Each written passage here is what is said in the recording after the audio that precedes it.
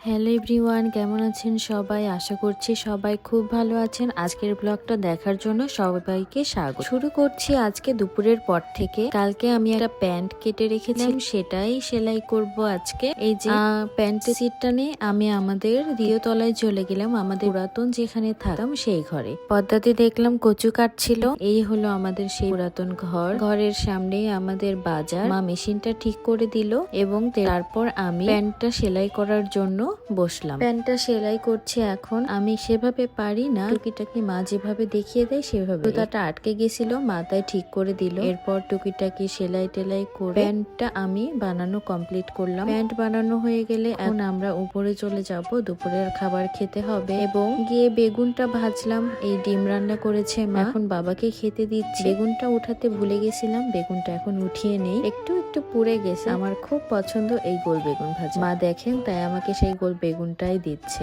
মারা এমনই হয়। এরপর পদ্মাদি রান্না করেছিল কচু দিয়ে চিংড়ি মাছ, বেগুন ভাজা আর হলো সালাদ। এই ছিল আজকে দুপুরের খাবার। আর ডিম বাবাও খাচ্ছিল। সবাই আমরা একসাথেই খেতে বসলাম। বেশিরভাগ সময় বাসায় আসলে আমরা একসাথে খাবারই চেষ্টা করে থাকি। পরবর্তী ব্লগ দেখার আমন্ত্রণ রইল। এখনকার মতো টাটা।